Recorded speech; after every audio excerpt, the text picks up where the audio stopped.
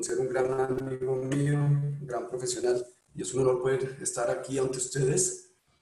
Yo he dado muchas conferencias acerca de la alergia ocular y muchas conferencias sobre la temática de la farmacéutica en este aspecto, y he llegado a muchos puntos de charlas en donde he sacado unos extractos que uno debe llevar entre la lonchera cuando va a una charla y que he condensado poco a poco a través de las diferentes conferencias que quería compartir con ustedes. Uno, pues, es lo que nosotros estamos viviendo en el día a día y es la contaminación atmosférica, y no solo atmosférica, sino de otros aspectos que como médicos desechamos un poco en las entrevistas con nuestros pacientes y que vale la pena destacar, y vamos a enumerar acá como información, y luego vamos a mirar un rol de la cadena inflamatoria que parece al principio un poco ladrilludo, pero que nos hace entender un poco el por qué debemos tratar las alergias, cómo las debemos tratar y cómo no debemos tratar una alergia y cómo debemos enseñar a tratar una alergia ocular. Soy docente de la Fundación Universitaria Sanitas, del segmento anterior y catarata. Ya llevo casi 10 años en esto y médico de la Sociedad de Cirugía Ocular.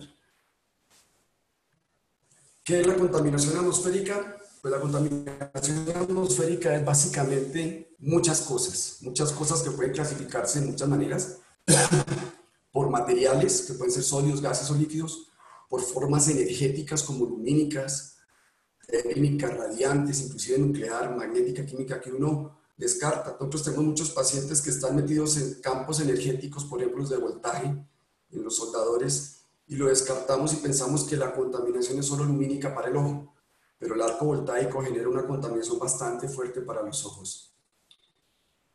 También puede ser por su origen, pueden ser naturales, dados por los incendios naturales que existen en la Tierra, los volcanes en erupción, la erosión propia de los suelos, el polvo, el viento que levanta todo este polvo, aerosoles que pueden ser generados inclusive en el mar, y la putrefacción del material orgánico. Todo esto genera formas de contaminación. Estas son las naturales. Y las de origen humano, que las estamos, desde que conocimos el fuego, las estamos emitiendo y muy fuertemente desde la revolución industrial en el siglo XVIII.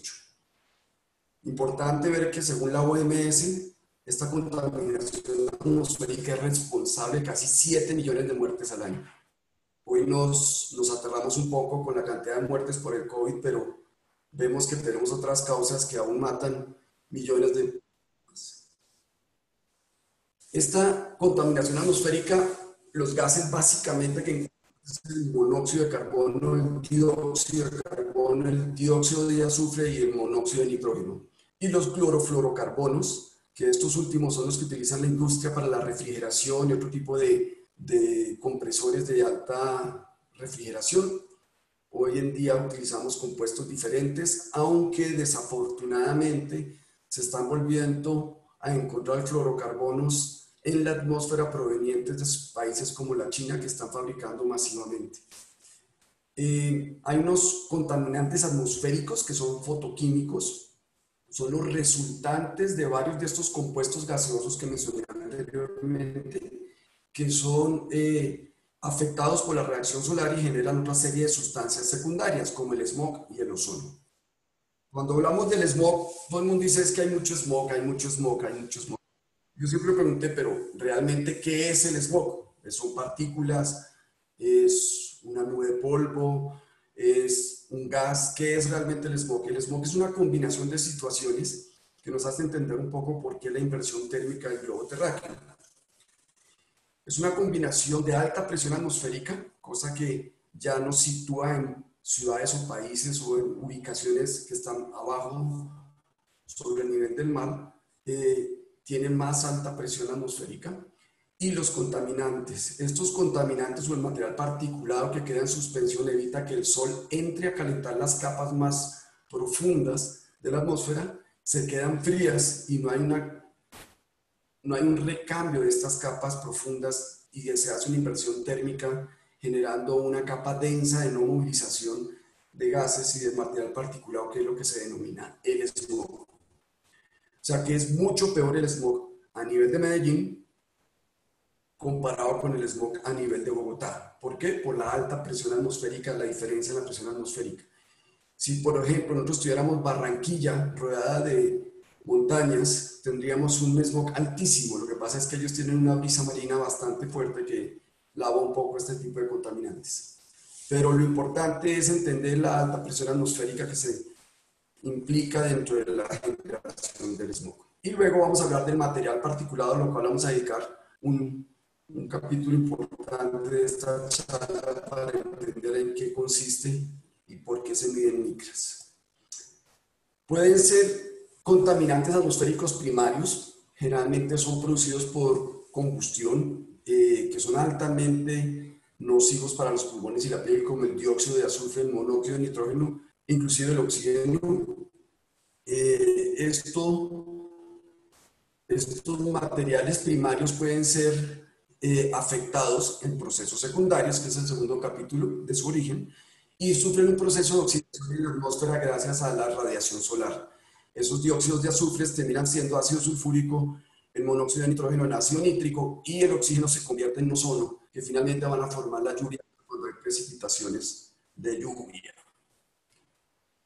Pueden ser gaseosos, generalmente resultantes de los combustibles fósiles que tenemos en la Tierra, carbón, gasolina, diésel, vamos a hablar un poco de eso, tabaco. También pueden ser gaseosos los productos de limpieza.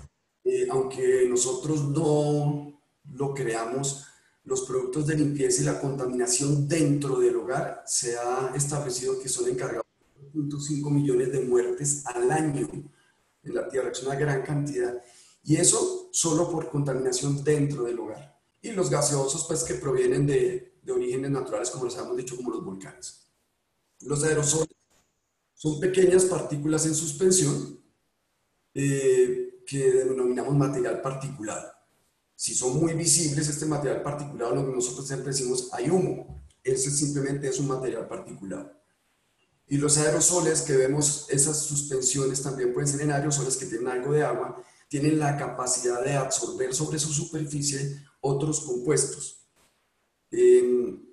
Se han hecho investigaciones sobre clima en donde los materiales cancerígenos se pegan al carbón que está en los aerosoles y es el que genera el cáncer de pulmón, más que el carbón por sí solo. Es mucho más nocivo el que va cargado encima de la molécula de carbón que el carbón propio del material de aerosol. Eso también juega un papel muy importante para las moléculas generadas por los hongos, que ahora más adelante vamos a hablar un poco de eso. Como vimos, puede ser natural, la Tierra los produce naturalmente a través de toda la historia, o el humano en sus actividades normales. Y su efecto pues, puede generar un cambio en la radiación terrestre, como ya vimos con el smog. La composición de este material particulado puede ser o depende de cuál es su origen. Hay suelos que tienen alto contenido de aluminio y calcio, como en los desiertos o en la playa silicio, y cerca a los mares, sobre todo donde hay altas velocidades de viento o alto oleaje, se producen pequeñas partículas o microburbujas de agua con sal, que también es considerado un material particulado, no tan nocivo, pero es un material particulado.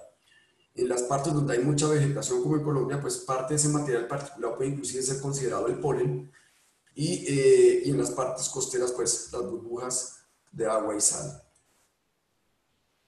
¿Por qué se le habla, el material particulado se le ha dado una clasificación de acuerdo a su tamaño?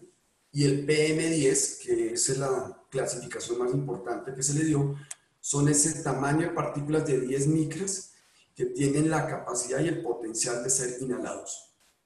Ese es el punto de quiebre del material particulado.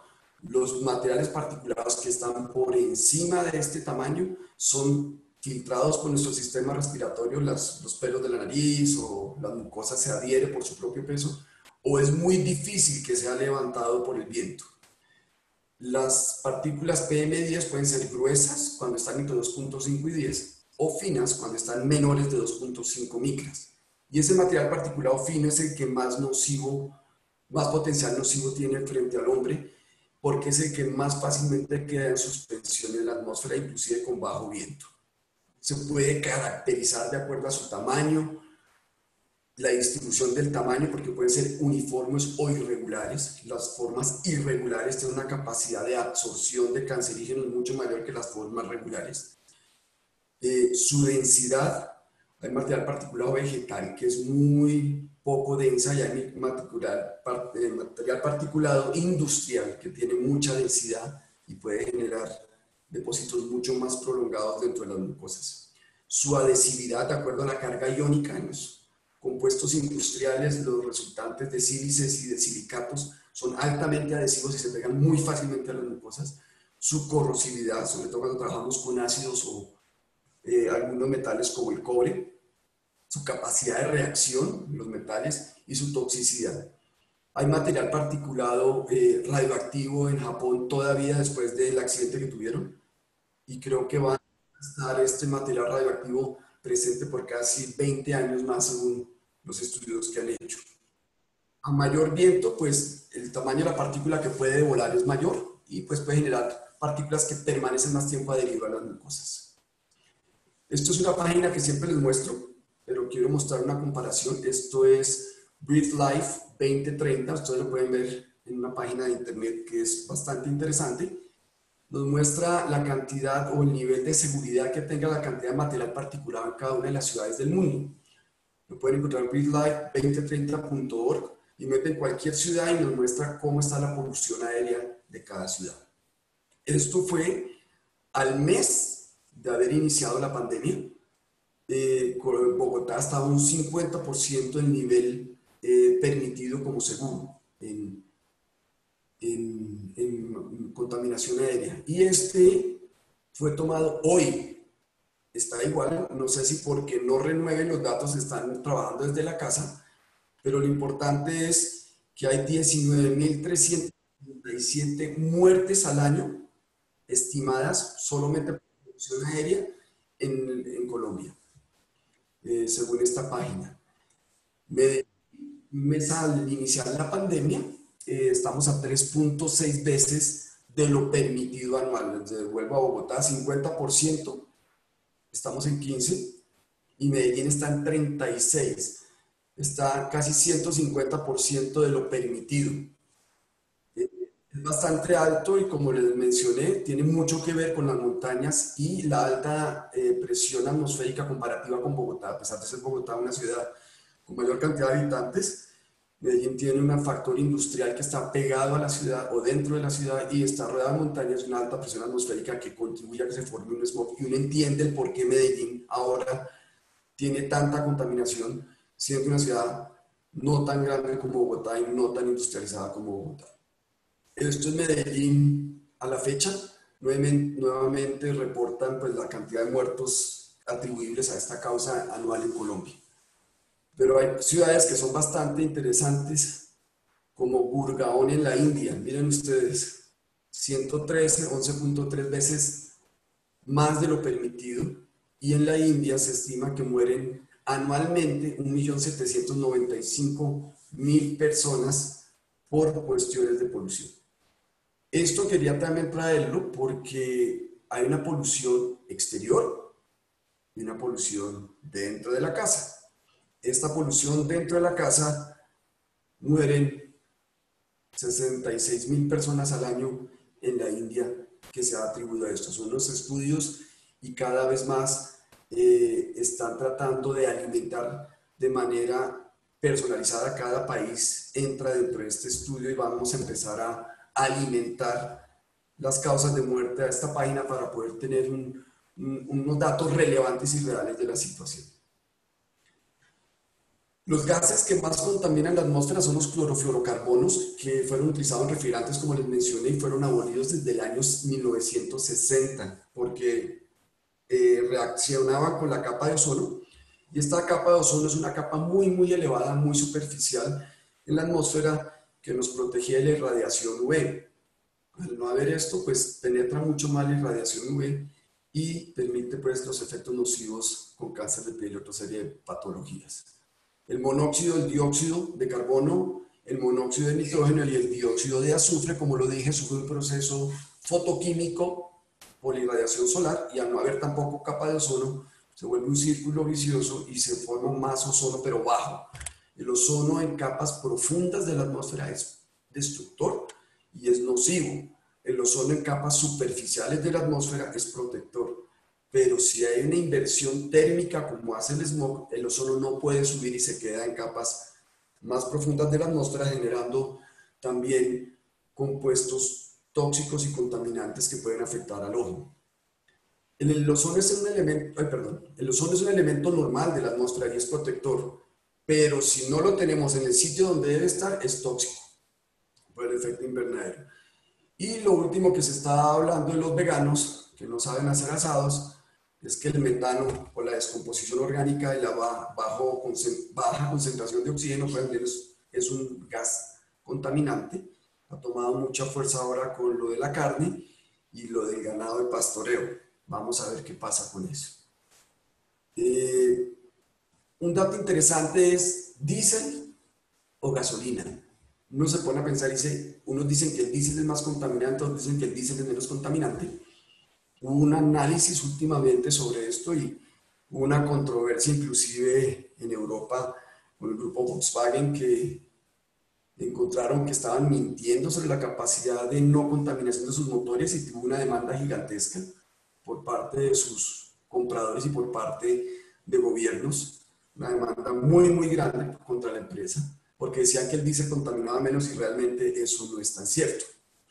El diésel produce unos menos gases de combustión incompleta. Los gases de combustión incompleta son los resultantes de una combustión en un motor que no está a una temperatura óptima o a una presión óptima, y eso genera dióxido de azufre, monóxido de nitrógeno y dióxido de carbono. Si yo le meto muchísima presión, como hacen los motores de diésel, que una presión altísima el combustible sobre los pistones, esto genera una combustión mucho más completa y menos gases de combustión incompleta. Por ese lado, el diésel sí es menos.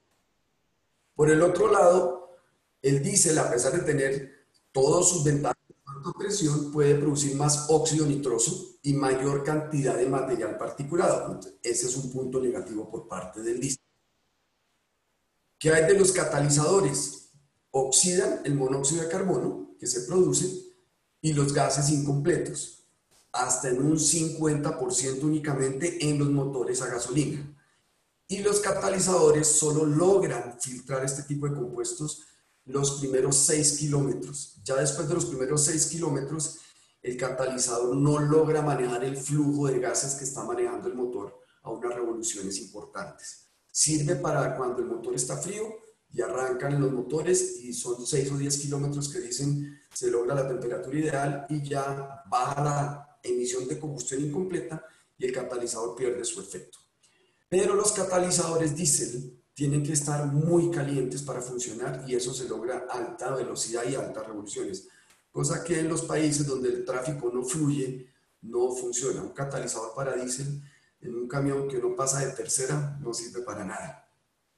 Por eso la combustión del diésel es mucho más alta, donde el flujo del tráfico es muy malo. Pero la contaminación no solamente se limita a ambientes exteriores, también hay ambientes interiores dentro del proceso de contaminación y esto quiero que hoy lo tengamos muy presente porque siempre lo descartamos. Siempre decimos, no, es que estuvimos por fuera y salía a la ciudad, llegué al centro de la ciudad y me arden los ojos, pero muchas veces el 80% de nuestro tiempo estamos dentro de la casa. Los constructores están siempre enfocados en optimizar energéticamente. Hoy en día todas las casas, nuestros apartamentos siempre buscan la eficiencia energética. Utilizan materiales de construcción diferentes, utilizan equipos de construcción diferentes, ya utilizan muchos aglomerados, muchos plásticos, muchos resinas, muchas mezclas de materiales que pueden, inclusive años después, por ejemplo el aglomerado de madera, el que utilizan para hacer un closet, una mesa, esos aglomerados pueden liberar gases años después de haberse instalado en una casa. El sistema de calefacción produce también calefacción, gases, aunque no lo creamos, pueden generar reacciones en la atmósfera interna de un lugar. El aire acondicionado, pues mucho más. La combustión que se generan en los calentadores de paso de gas en la estufa, especialmente en el inicio de que está haciendo la cocción, es cuando más se contamina. Los materiales de aseo. Obviamente, todos estos son factores que están en una mayor concentración en los interiores de las casas y no en el exterior. Y si tenemos 80% de nuestro tiempo adentro, pues es un factor importante en la contaminación. Dentro de nuestras casas también tenemos algunos procesos infecciosos que colaboran en esta contaminación, que son las tuberculosis en los casos de los edificios antiguos, la legionaria, hongos, insectos, pelo de los animales y caspa de los animales y nuestra propia caspa. Se ha determinado una sigla que es el SBS, es Sick Building Syndrome, que es el síndrome de edificio enfermo, y es cuando más de 5 o 6 personas de un grupo de 10 se quejan de molestias una vez por semana y viven en el mismo sitio. Estas molestias pueden ser oculares, que es básicamente el primer síntoma que ellos reportan, pues es la mucosa que está expuesta en mayor facilidad a todos estos agentes externos. Y el 25% de la población en un grupo de 10 que se manifieste 2 veces a la semana ya determinan que este edificio tiene un síndrome de edificio enfermo. Es un diagnóstico muy vago, no se puede decir es por esto, es por una cosa, es por otra cosa, sino es una situación multifactorial no clara que se han analizado y que se han determinado muchos factores dentro de estos edificios. Y vamos a mencionarlos ahora. En estos síndromes de edificio enfermo se hicieron varios estudios, perdón, la diapositiva no es muy clara, pero esto es un estudio de la superficie ocular que se han hecho en varios países y en varios edificios. Aquí en Copenhague, en una oficina de trabajadores oficiales, y todos tenían alteración de la superficie en el tiempo de ruptura de la película lagrimal, había tinción, había diferentes tipos de patrones de tinción, y en oficinas de la población en general, en edificios generales que se hicieron también con todos estos estudios, todos tenían en conclusión alteraciones en la película lagrimal y alteraciones de la superficie ocular. Todos estos fueron edificios determinados como edificios enfermos. ¿Qué factores pueden desencadenar esto? Una humedad relativa inadecuada, o sea, una humedad relativa alta, favorece la proliferación de hongos. Una humedad relativa baja favorece la vaporización de resinas de construcción, pinturas o resinas de los aglomerados de madera o plásticos. Una mala ventilación. Nosotros pensamos que debemos cerrar las ventanas para que no nos entre la contaminación, pero realmente necesitamos es una buena ventilación. La disminución del parpadeo por uso de pantallas, ahora es muy frecuente, creo que ustedes lo están viendo cada vez más. Hay un menor recambio de la película lagrimal al haber menor parpadeo, esto es importante. Y vamos a verlo más adelante porque el parpadeo hace un recambio no solamente de la película lagrimal, sino de los factores proinflamatorios como lo puede ser el complemento, que es algo interesante que les voy a explicar más adelante. Y la temperatura. Temperaturas bajas generalmente se asocian con menos efectos contaminantes, las temperaturas altas con más efectos contaminantes, empezando por ácaros. En los aviones, el 17% de todos los pasajeros que vuelan en un avión se quejan de molestias oculares. Y el 34% de las tripulaciones se quejan de molestias oculares. Ese es un ambiente bastante contaminado. Al disminuir un solo grado centígrado, la temperatura del ambiente de un recinto cerrado, disminuyen los síntomas en las oficinas. Perdón, aquí hay un error. Por eso muchas de las oficinas y muchos de los restaurantes tienden a ser más fríos de lo que uno espera y es para disminuir un poco esa cantidad de molestias por exposición. Dentro de los ambientes interiores existen contaminantes biológicos que se asocian a la rinitis en el 83%. Sabemos que la conjuntivitis alérgica se asocia más del 70% con rinitis alérgica. Se representan el quinto grupo de enfermedades crónicas que afecta a la humanidad. 52% de todas las alergias está asociado con conjuntivitis alérgica. El polen desencadena el 51% de esas conjuntivitis alérgicas. El polvo casero en un 35% se encarga de esas conjuntivitis alérgicas. Y los pacientes que se quejan de alergia dentro de su hogar tienen mascotas en un 22%. El aire contaminado es altísimo, 38% dentro de la casa. No estamos hablando por fuera, sino dentro de la casa. Se quejan normalmente por estos ambientes internos contaminados biológicamente, vamos a ver de qué, de visión borrosa, se les limita la actividad, hay una disminución en el desempeño del trabajo, puede haber inclusive trastornos del sueño, porque los procesos inflamatorios conjuntivales oculares son mucho más altos en los procesos alérgicos en la noche que durante el día. Eso lo vamos a explicar ahorita con unos hallazgos interesantes del complemento. Es más frecuente en verano por el aumento de la temperatura. Y cuando hay alergias a las mascotas, pues se asocia más con síntomas oculares. Recordar que debemos siempre clasificar, como lo he dicho en otras charlas, la intensidad de la reacción alérgica en tiempo y en síntomas. El tiempo básicamente hablar de síntomas alérgicos oculares intermitentes, que son 4 veces a la semana, no más de 4 semanas, o permanente, cuando es más de 4 veces a la semana y más de 4 semanas de 4 días de la semana, perdón, y más de 3 o 4 semanas seguidas, ya se considera una reacción alérgica permanente. Y de acuerdo a su intermitencia o permanencia y a su severidad o no, podemos clasificar no solamente el origen de las enfermedades, porque antes hablábamos de enfermedades de conjuntivitis alérgicas estacionales, conjuntivitis alérgicas perennes, y básicamente la separación práctica de esas dos enfermedades es el tiempo. Y el tiempo hoy en día lo limitamos, y se hizo un consenso de esto en Europa, en reunión de alergia, en donde más de 4 días de la semana ya se considera algo que va a ser persistente, y la reacción alérgica estacional puede ser fácilmente una perenne y una condición crónica.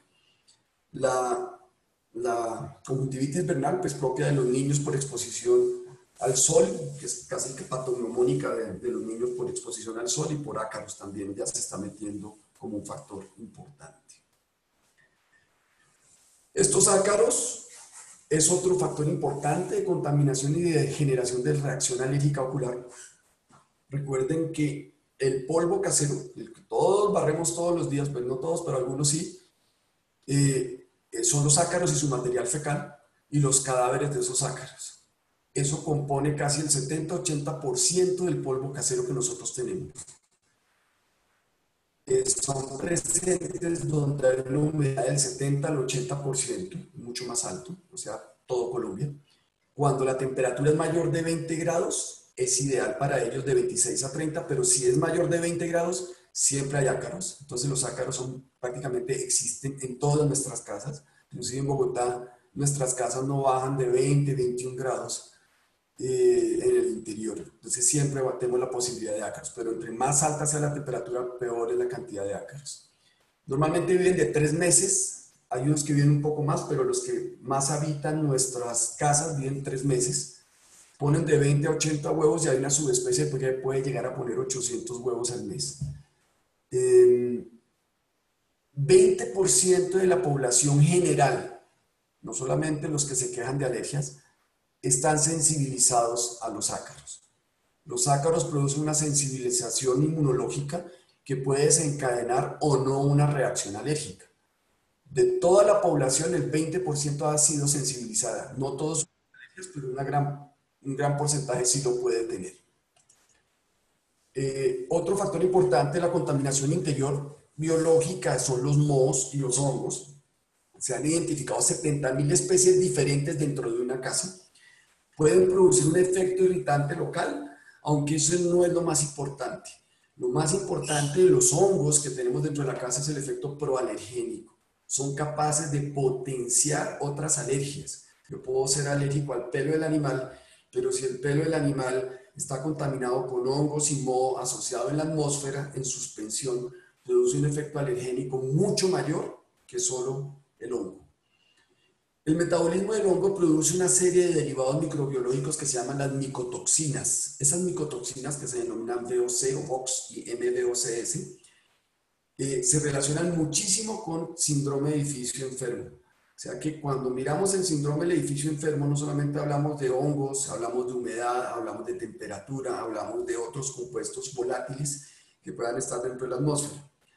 La humedad relativa para ellos es del 80 al 100%, que eso pues en Colombia es casi todo, y generan una hipersensibilidad mediada por inmunoglobulina E en la cascada inmunológica, pues al ser el típico proalergénico existente en el interior de nuestras casas. El 50% de los pacientes atópicos se les hizo estudios para ver qué tan sensibilizados estaban a los hongos y pues muchos, casi la mitad de la población ha sido sensibilizada contra alguna de esas especies de hongos que viven en nuestras casas. Los pelos de animales son alérgenos muy volátiles, están adheridos a las telas. Las partículas de su caspa sensibilizan hasta los que no tienen mascotas, otro error, perdón.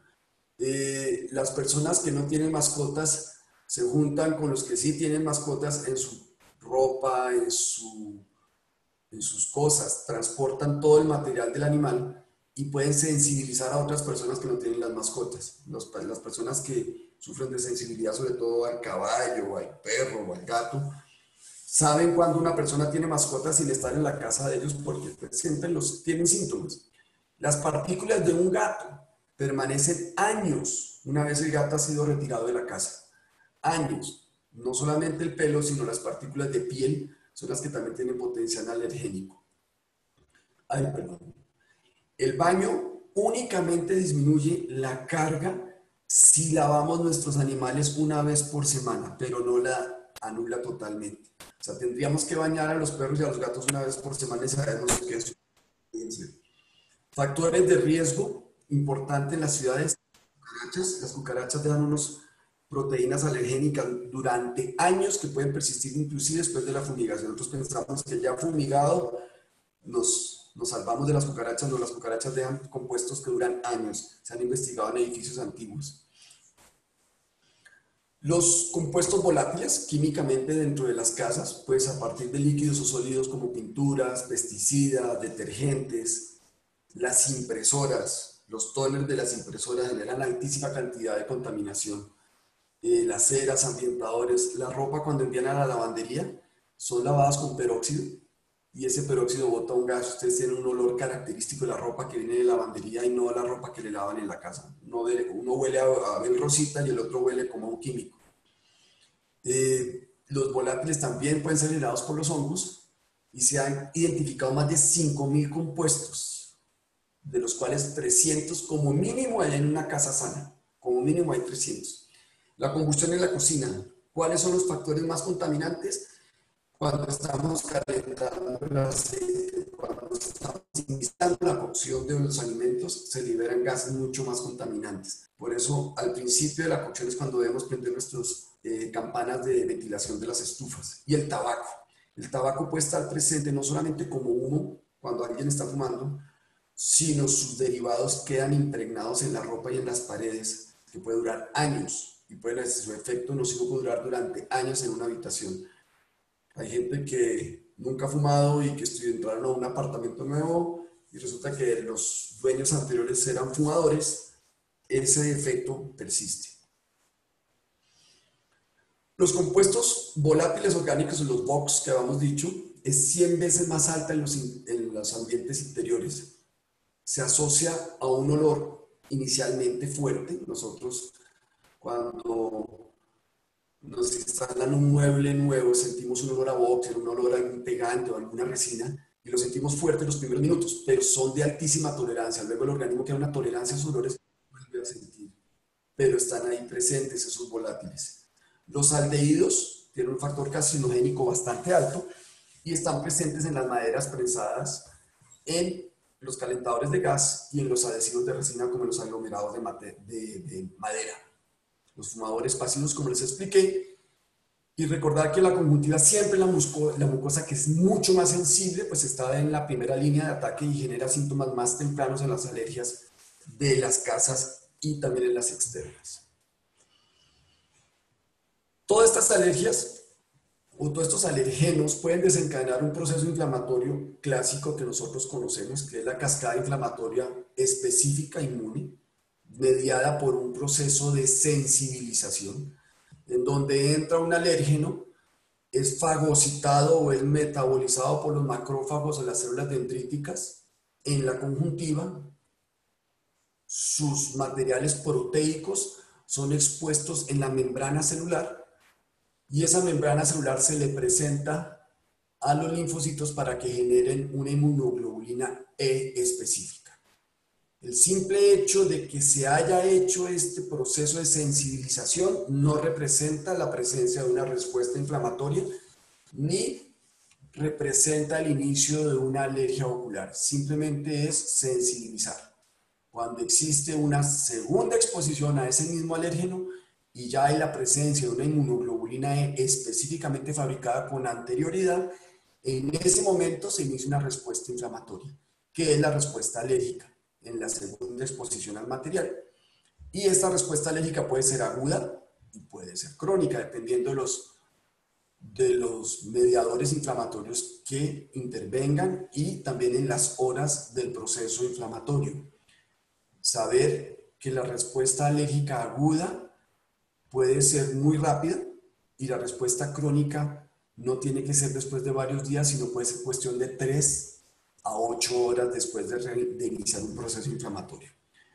¿Por qué diferencio la respuesta aguda de la respuesta crónica? En la respuesta crónica, los mastocitos que ya han sido sensibilizados con inmunoglobulina E en su superficie liberan mediadores y liberan unos factores quimiotácticos de otras células como los polimorfonucleares y los basófilos. Esos polimorfonucleares y basófilos pueden liberar citoquinas. O sea que en la fase crónica, 3 a 8 horas después de desencadenar la respuesta aguda, ya hay lisis celular. O sea, ya hay unas sustancias capaces de dañar tejido. Ya hay daño de la mucosa, ya hay daño de las membranas, ya hay daño del epitelio corneal y ya se producen los primeros daños en una respuesta alérgica tan solo con 3 a 8 horas de exposición. También se puede generar una cascada inflamatoria o un proceso inflamatorio que es no específico, que es mediado por el complemento. Muchos de nuestros medicamentos los conocemos como bloqueadores H1, estabilizadores de membrana, algunos tienen algún factor sobre los leucotrienos, que son los que evitan que migren las células del torrente sanguíneo a los sitios de inflamación, y algunos otros medicamentos pueden tener varios mecanismos de acción. Eso es lo importante, son multiacción. Pueden ser medicamentos altamente específicos para estabilizadores de membrana, pero una vez desencadenado el proceso inflamatorio, recuerden que el proceso inflamatorio puede ser específico o se puede ir por otro lado, puede coger el plan B, que es no específico y que está mediado por el complemento, en donde los estabilizadores de membrana, los bloqueadores H1, no tienen mucho efecto terapéutico. Tenemos que tener un medicamento que sea ampliamente adaptable a diferentes procesos inflamatorios dependiendo de la vía donde se tome ese proceso inflamatorio. Normalmente los alérgenos generan una respuesta inflamatoria desencadenan esta cascada inflamatoria de manera específica y hay una respuesta también no específica como lo hablamos que es el complemento. Ese proceso, como lo expliqué ahorita, es un proceso de sensibilización mediado por la inmunoglobulina E. En su fase aguda, recuerden, el segundo contacto con la misma sustancia genera los primeros síntomas y genera los primeros procesos inflamatorios. Y la reacción alérgica en su fase tardía, que puede ser solamente 3 a 8 horas después del inicio del proceso, ya genera una inflamación severa y lo más grave, ya genera una lesión tisular.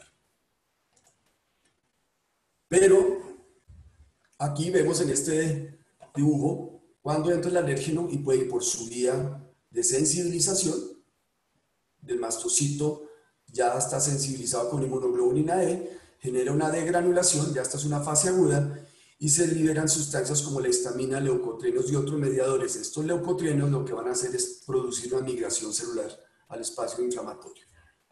Pero la vía no clásica o la vía no específica, la vía no específica, clásica no, activa el complemento. Este complemento son unas proteínas que vamos a definir ahora más adelante y vamos a enrolar dentro del proceso de la alergia ocular para entender qué tan importante es. Pueden generar dentro de su proceso su cascada de descomposición y activación, estas proteínas del complemento, pueden producir sustancias que son anafilotoxinas muy importantes, que generan muchos síntomas oculares, y a su vez tienen una acción sobre las células generando otra cascada inflamatoria celular con liberación de citoquinas y lesión tisular, que ya sabemos en la fase tardía es bastante grave. Pueden liberarse proteasas, leucotrienes y otros mediadores de estas células siendo activadas por el complemento. O sea, si yo me voy a la izquierda de este diagrama y estabilizo mastocitos o bloqueo la histamina, pues sí, hago un control de alguna de las cascadas inflamatorias, pero no controlo otros factores o vías de activación no específicas del proceso. El complemento puede ser activado de manera no específica. Es una proteína que descubrió el profesor J. Bordet en 1895. Está presente en la lágrima de manera inactiva. Se cree que puede tener un ritmo circadiano esta producción de complemento, aunque hay otra teoría de que el complemento presente en la lágrima es simplemente el resultado de una acumulación por no lavado en el parpadeo. Eso está todavía en entredicho. Son proteínas fabricadas en el hígado, pueden ser activadas por dos vías, una vía clásica y una vía alterna. Esto nos recuerda un poquitico y nos regresa a nuestra inmunología y nuestro eterno estudio de la vía inflamatoria, que los residentes lo deben tener mucho más fresco que nosotros. Pueden ser activados el complemento por complejos inmunes específicos, o sea que la misma reacción alérgica puede activar el complemento, o inclusive los mismos alergenos de manera directa pueden generar activación del complemento. Los polisacáridos de membrana de las bacterias tienen una alta capacidad de activación del complemento, o proteínas como compuestos derivados de estas bacterias, toxinas, pueden generar activación. Y algo que es importantísimo, que quiero que lleven un datico aquí en la lonchera para el almuerzo, es la hiperosmolaridad. La hiperosmolaridad tiene la capacidad de activar el complemento sin que exista un proceso alergénico. O sea que yo puedo tener procesos inflamatorios derivados del complemento en ausencia de un estímulo inmunológico, simplemente por una hiperosmolaridad como ocurre en el ojo seco. O sea que el ojo seco y la alergia aún más se relacionan por este dato de la hiperosmolaridad que puede reactivar el complemento fácilmente. La vía clásica, a manera de recordarles un poquito, es una unidad de reconocimientos, la primera proteína que es la proteína C1, básicamente tiene la capacidad de unirse a la inmunoglobulina que ha sido fabricada en el otro proceso inflamatorio. Esa inmunoglobulina específica se une al C1 y este C1 puede romper el C4 en dos factores. Unido a la inmunoglobulina, solito no hace nada, pero si se une a la inmunoglobulina específica o los complejos de inmunoglobulina y alergeno, el C4 se rompe en dos subfactores, el C4A y el C2 y el C4B. Ese C4B se une a otro subfactor del C2 y al unirse C4B y 2A se genera la C3 convertasa. Esa C3 convertasa ya arrancó con la cascada. Es importante entender que este C3 convertasa hace que la tercera proteína del complemento, que es el C3, quiero que otro dato que lleven en la lonchera, que es muy importante, es la presencia del complemento 3. Permite que el C3 se descomponga también y se convierta en otro factor activador de otra proteína y a su vez se genera la cascada que finalmente rompe y genera un poro sobre la membrana celular y ya tenemos la cascada del complemento para generar el compuesto de ataque de membrana. ¿Por qué quiero hacer énfasis en el C3? Porque hay dos vías de complemento, una vía clásica que es activada por complejos inmunes y una vía no clásica. Las dos llegan a un punto común que es el C3 o arrancan de un punto común la segunda vía y la vía 1 desde el C1. Pero el punto común de las dos es el C3. En la vía alterna, es una activación directa del complemento desde C3 sin que exista un complejo inmune. ¿Qué activa este C3? Sin que exista una inmunoglobulina. Por eso les decía que yo puedo estabilizar los mastocitos, puedo estabilizar histamina, pero tengo que buscar algo que me frene este complemento 3 que se pueda activar por sí solo y desencadenar todo este proceso hasta llegar a el compuesto de ataque de membrana. Este C3 puede ser activado por otros factores. Se puede abrir entre dos compuestos por la hiperosmolaridad, por compuestos directos bacterianos o compuestos de alérgenos bacterianos. Pueden inclusive activar ciertas enzimas que activan el C3. El factor B o el proactivador del complemento 3 puede generar, por ejemplo, las bacterias, pueden generar que esto se rompa y empiece la cascada. Hay unos factores inhibitorios, que es el properdin. Hay una línea del complemento, que es la línea del properdin, que activa el complemento y lo potencializa. Y el factor D, que es un dímero. O el factor H y el factor I son otros factores de balance, de buffer, que mantiene esa respuesta a su justo nivel, que tiene un efecto negativo sobre esta cascada. Esto es una vía inusual. La vía alterna es una vía inusual, pero que nosotros pensábamos se puede reactivar o se puede activar, pero ¿qué tan frecuente es esta vía inusual en la amplificación de una respuesta inmune o en la amplificación de una respuesta alérgica conjuntival? Entonces, se hicieron varios análisis y dijeron, pues lo más fácil es medir el complemento en la lágrima, sabiendo que el complemento es un factor de autorregulación, que la vía clásica se autorregula. ¿Cómo se autorregula? Disminuyen los compuestos o los sustratos. A medida que voy activando el C3, el C4, el C5, pues ya no tengo más compuestos para ser activados y se va autolimitando su respuesta. Es una proteína que se agota y se autolimita. Y la activación de las proteínas convertidoras es de carácter enzimático y estas enzimas tienen una concentración máxima que tienen que ser fabricadas nuevamente y por eso se agota. Existen también en el suero, nuestro suero, unos inhibidores como el inhibidor C1, C4BP. No entiendo muy bien estas proteínas, encontré esto, pero sí evitan una reacción caótica y sin control. Cuando esto se pierde, podemos entrar en crisis que también se implican en las tormentas de citoquinas que están tan de moda hoy en día. Se pierden estos inhibidores del suero. Tiene una actividad biológica, no solamente puede activarse, sino que también sus subproductos, el C3b y el C1Q, son capaces de unirse a los complejos inmunes y amplificar su tamaño, que los hacen más solubles y pueden ser más fácilmente reconocibles y más fácilmente fagocitados por macrófagos. O sea, es un coadyuvante inflamatorio. Y el C2, por ejemplo, aumenta la permeabilidad vascular sin que exista la histamina. O sea, yo puedo bloquear con H1, pero si el C2 se está produciendo, o se está liberando, o se está desnaturalizando esa proteína del complemento 2, también puede producir permeabilidad vascular. O sea que bloquear la histamina controla parcialmente los problemas vasculares en la reacción alérgica.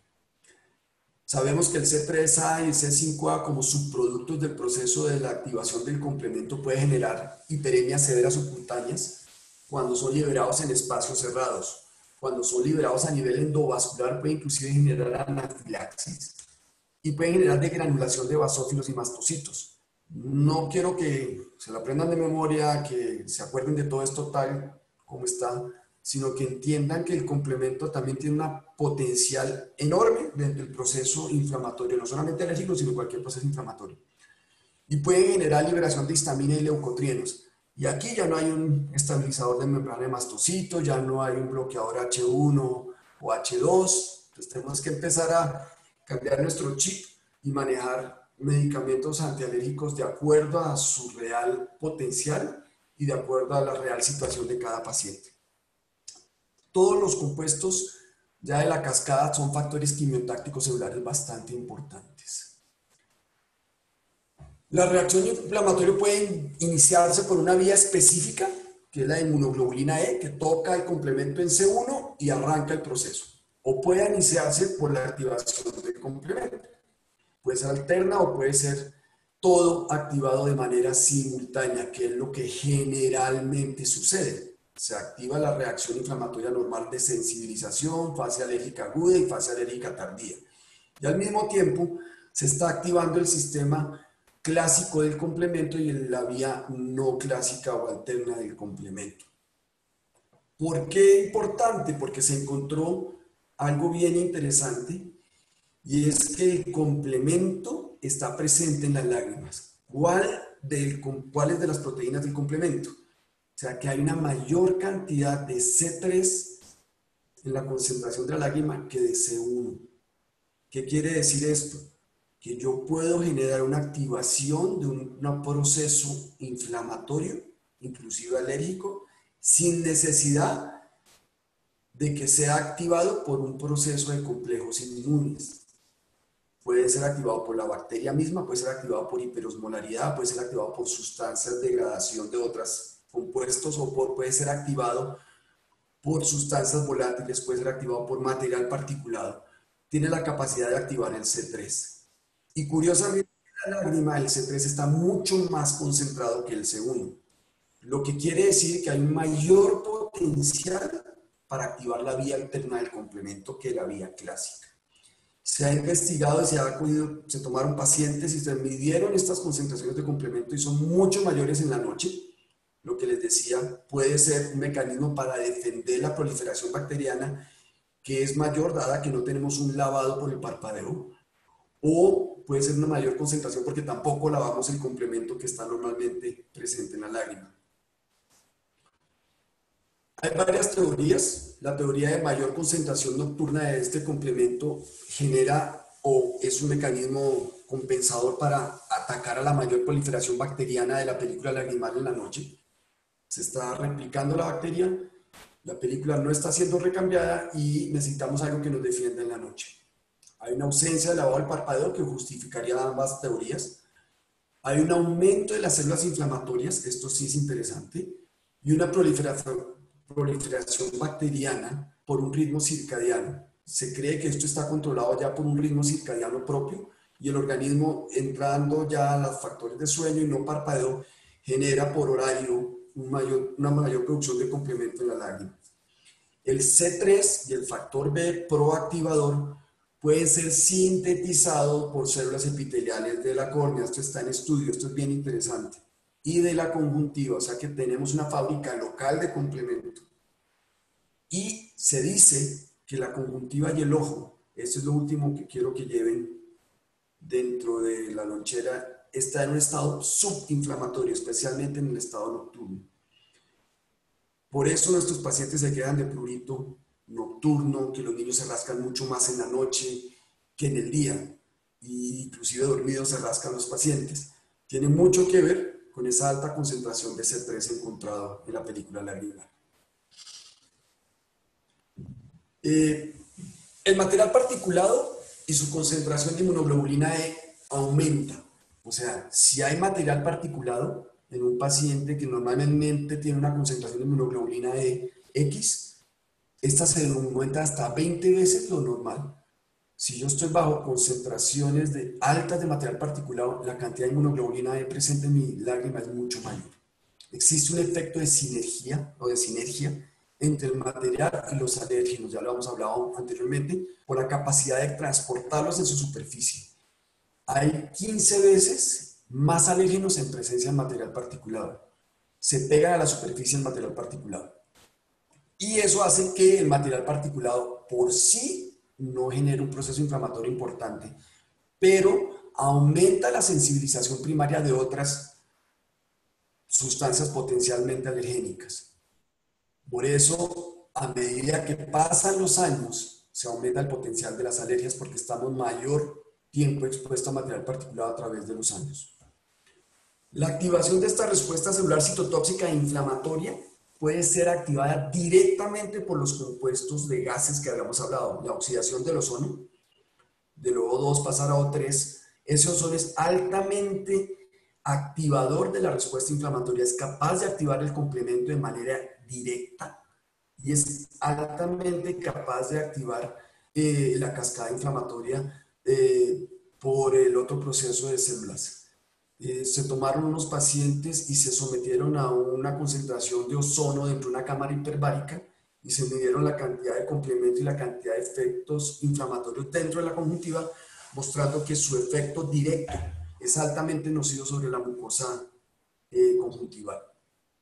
Se generan radicales libres que a su vez capaces de generar de aumentar la cantidad de granulocitos y factores de necrosis tumoral, las interleuquinas 6 y 8. O sea que no es solamente nuestra respuesta alérgica celular que conocíamos de nuestra facultad de mediadores, células, proteínas, inmunoglobulinas, sino también el efecto directo de traer células inflamatorias de quimiotaxis por parte de las sustancias de la contaminación. El complemento es un buen indicador del estado funcional que pueda tener. Hay alguien, qué pena Carlos, hay alguien que está en la pantalla que no me deja.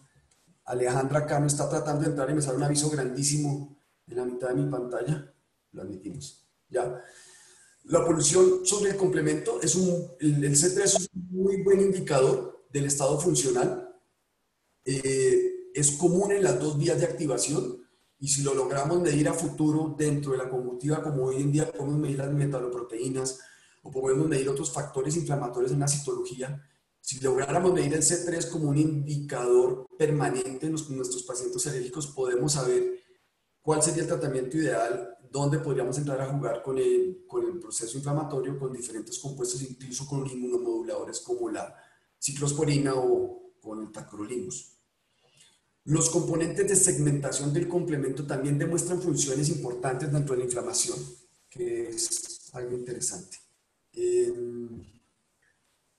Entonces, si miramos esta gráfica, los polutos no solamente entran dentro de la cascada inflamatoria normal de los mastocitos, mioglobina E, en la degranulación de mastocitos, ojo estos círculos amarillos, donde se resumen los mecanismos de acciones de algunos medicamentos, pero lo ideal es poder llegar a frenar la activación del complemento de esa cascada y además lograr frenar leucotrienos y otros mediadores de apédicis celular que pueden activarse acá o en la izquierda también la reacción inflamatoria normal.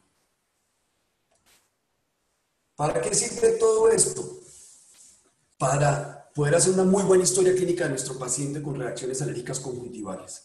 Nosotros nos quedamos diciendo, si es una alergia, póngase estas gotitas de cromoglicato y me cuenta. Pues ese paciente no le cuenta a usted, le cuenta al colega porque eso no le funcionó. Y va a otro, y a otro, y a otro. Y van 3 y 4 y 5 consultas. Y el quinto es el Mesías y los otros 4 son los teguas. Entonces hay que entender el rol de las múltiples vías de la reacción alérgica y hacer una muy buena historia clínica del paciente para identificar factores potenciales. A veces pecamos mucho en eso. Localizar con criterio real el mecanismo de acción de estos agentes oculares que utilizamos como tratamientos antialérgicos. Entender que existen medicamentos que tienen múltiple acción, son 3 o 4 de la última generación y que pueden tener una ventaja real. Recordar que los procesos alérgicos arrancan desde 3 a 8 horas de iniciados los síntomas. Ya hay daños, o sea que es importante atacarlo desde manera temprana. Si la alergia se ataca de manera agresiva y temprana, dura menos tiempo y hace menos daño. Hay una nueva tendencia y es a tratarlos con bombas atómicas desde el principio para que duren menos y logremos controlarlos y no esperar a que haya ya lesiones y nódulos de trantas y vascularización corneal y úlceras por esas reacciones alérgicas severas que vemos en nuestros niños. Los tratamientos como mínimo de una alergia leve no deben disminuir de 8 a 12 semanas, como mínimo. Realmente los tratamientos que nosotros les decimos a un paciente, póngase estas goticas y no le hacemos énfasis de utilizarlos durante el tiempo suficiente, que son de 2 a 3 meses, no estamos haciendo nada en estos pacientes. Porque solo tratamos durante una semana el proceso de 10 días con las gotas que nos dan en un solo frasco. Vamos a alcanzar a medio bloquear la vía normal de inflamación, pero la del complemento, las vías alternas y todo esto va a estar mucho más prolongado y requiere de una desensibilización y una desaturación de altas concentraciones de complemento en la lámina. No olvidar que los preservantes también son agentes altamente agresores, agregan hiperosmolaridad a la lágrima y son sustancias que pueden ser acumuladas de manera exponencial dentro de las células al romper sus membranas, se liberan al romperse la célula del epitelio conjuntival y todo lo que tenía acumulado de preservantes adentro vuelve y activa, o sea, exponencialmente el preservante se acumula y se va soltando y cada vez se suman los nuevos preservantes que echemos en las gotas. O sea que los preservantes tienen un rol inflamatorio, lo que hacemos con la mano, borramos con el codo, bastante alto. El futuro es no llegar a tener estos preservantes en ninguna de las gotas oculares. Hay ciertas alergias que hay que, y uno adora tener al lado y que quisiera poder tener siempre, y hay que tolerarlas. Y pues eso era todo. Muchísimas gracias. Douglas, excelente, excelente revisión y no te cubriste una cantidad de áreas que poco frecuentamos. Sí se puede ver al principio un poquito cargada, pero esas son las bases precisamente de pensar en cómo se orientan los tratamientos. No sé si tienen alguna pregunta algunos participantes.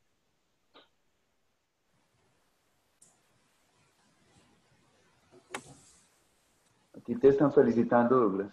Estuvo muy bien. Muchas gracias. No, buen día.